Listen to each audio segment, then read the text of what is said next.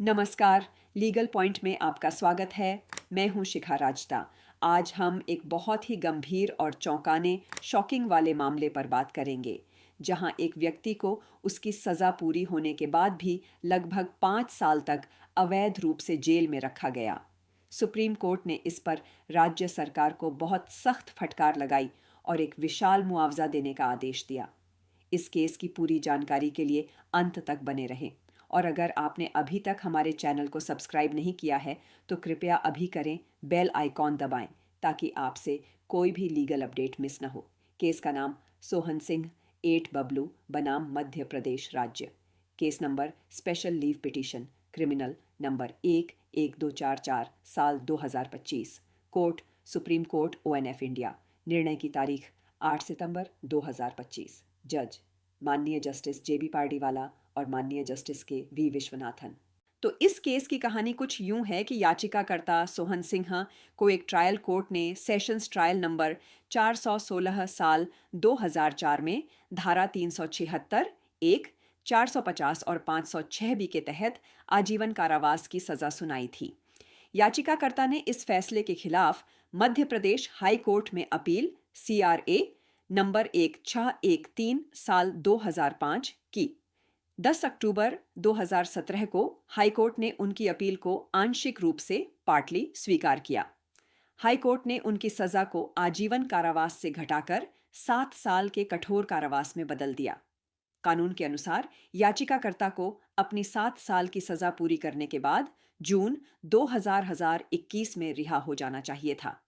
लेकिन अब यहां से शुरू होती है सिस्टम की एक बहुत गंभीर लापरवाही। याचिकाकर्ता को जून 2021 में रिहा नहीं किया गया।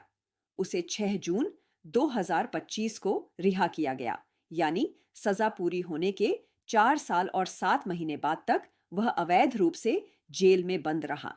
सोचिए, यह कितनी गंभीर प्रशासनिक चूक है। किसी व्यक्ति की स्वतंत्रता का इतना हनन।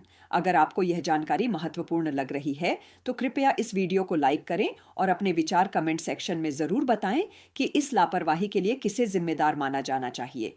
जब यह मामला सुप्रीम कोर्ट पहुंचा तो राज्य सरकार ने अपना पक्ष रखने की कोशिश की, लेकिन उनके जवाबों में ही विरोधाभास था। पहले 6 सितंबर 2025 के हलफनामे एफिडेविट में कहा गया कि 2017 में हाई कोर्ट और जेल के बीच कम्युनिकेशन में चूक हुई और कोई सुपरसेशन वारंट, सजा बदलने का वारंट जारी ही नहीं हुआ। फिर 7 सितंबर 2025 के एक और हल्फनामे में कहा गया कि वारंट तो 9 नवंबर 2017 को भेजा गया था, लेकिन वह कभी जेल ऑफिस को मिला ही नहीं।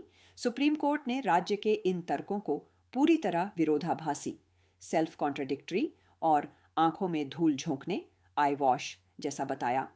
Now legal points involved in this case. इस केस में सबसे मुख्य कानूनी बिंदु था भारत के संविधान के अनुच्छेद 21 आर्टिकल 21 का घोर हनन। व्यक्तिगत स्वतंत्रता का अधिकार। अनुच्छेद 21 हर नागरिक को जीवन और व्यक्तिगत स्वतंत्रता, right to life and personal liberty का मौलिक अधिकार देता है।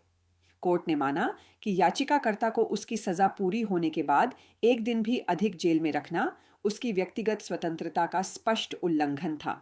राज्य की जवाबदेही, स्टेट अकाउंटेबिलिटी।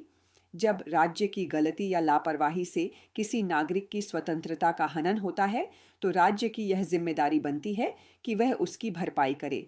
कोर्ट ने कहा कि याचिकाकर्ता बिना किसी गलती के 4 साल 7 महीने जेल में रहा। सुप्रीम कोर्ट ने इस गंभीर मामले में बहुत अहम फैसला सुनाया और राज्य सरकार को सख्त निर्देश दिए। मुआवजा, कॉम्पेंसेशन।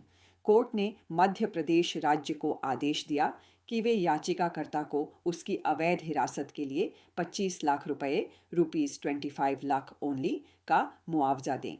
समय सीमा, यह रकम याचिकाकर्ता को 4 हफ्तों के भीतर चुकानी होगी। DLSA की भूमिका। कोर्ट ने district legal services authority DLSA सागर को यह सुनिश्चित करने का निर्देश दिया कि यह पैसा याचिकाकर्ता तक सही सलामत पहुंचे और वे इसकी कंप्लायंस रिपोर्ट भी सुप्रीम कोर्ट में फाइल करें।